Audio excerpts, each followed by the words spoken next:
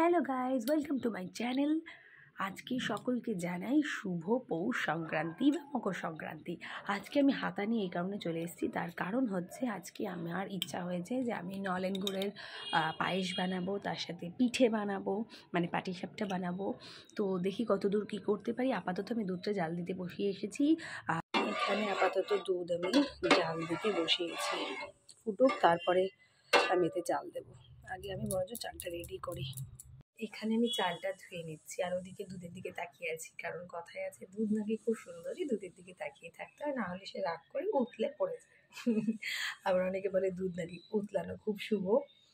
তো এটাকে আমি একবারই ধোবো, একবার ধুয়ে এটাতে আমি একটু ঘি মাখিয়ে রাখবো। ঘি মাখিয়ে রাখলে চালটার গন্ধটা সেন্টটা খুব ভালো আসে। এবার আমি এতে দেবো ঘি। এটা হলো হিমালয় নেটিভসের একদম ভেজ ঘি। দেখো গ্রিন কালারের সাইন দেওয়া আছে এখানে, এই যে গ্রিন সাইন, এটার মানে হচ্ছে এটা পিওর ভেজ।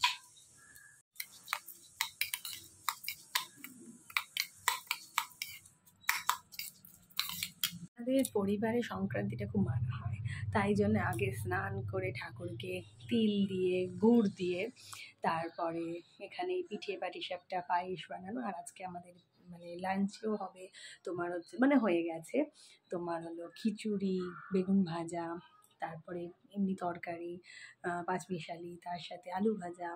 মানে আজকে পিওর ভেজ খেতে হবে।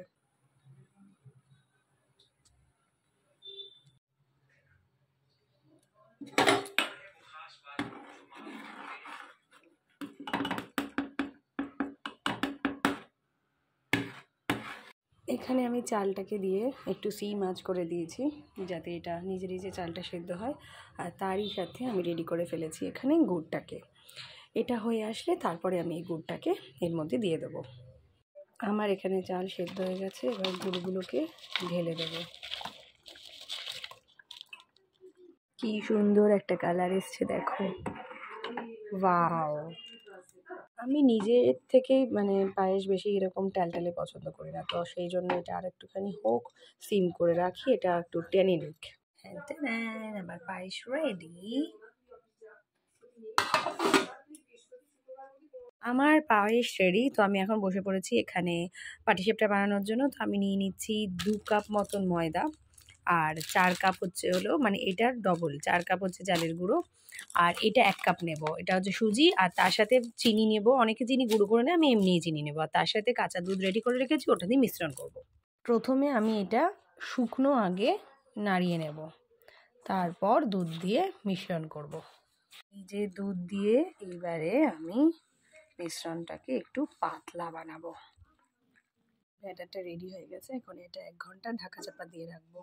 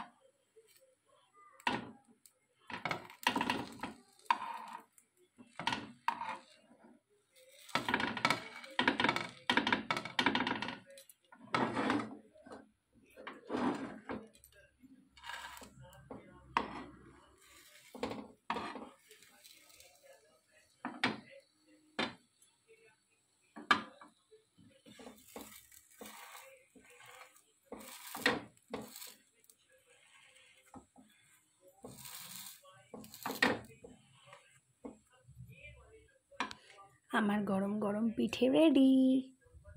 এই হয়ে গেল আমার 30টা পাটিসাপটা রেডি। এবার খাওয়ার পালা। পাটিসাপটা হয়ে যাওয়ার পর আমি এখানে জলের মধ্যে চিনি আর এলাচ দিয়ে ফোটাতে শুরু করে দিয়েছি। এই শিরাটা হয়ে যাওয়ার পরে আমি মালপোয়া বানাতে শুরু করে দেব। এখানে আমার মিশ্রণ রেডি। এইবার এই মিশ্রণে আমি একটু মৌরি দিয়েছি। এখানে 2 কাপ ময়দা আছে, 2 কাপ সুজি আছে, 1 কাপ চিনি আছে। চিনিটা 1 কাপ দিয়েছি কারণ কি আমি শিরা বানিয়েছি। তো এটা হয়ে গেলে, মালপোয়াটা হয়ে গেলে আমি শিরায় ঢালবো তাই।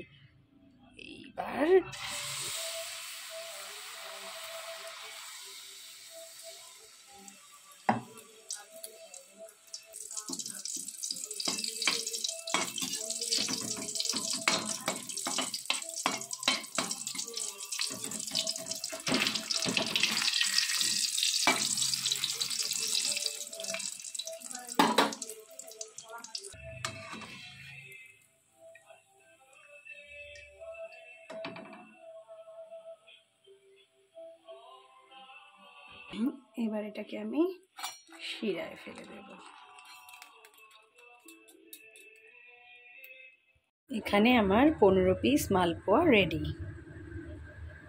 কিছু রান্না করে আমি এখন ক্লান্ত হয়ে পড়েছি। তো তোমাদের সাথে দেখা হচ্ছে আবার পরের ব্লগে। আর তোমরা জানাও যে তোমরা কে কী রান্না করেছো আজকের দিনে, সব ছবি কিন্তু আমি চাই। চলো টাটা, বাই।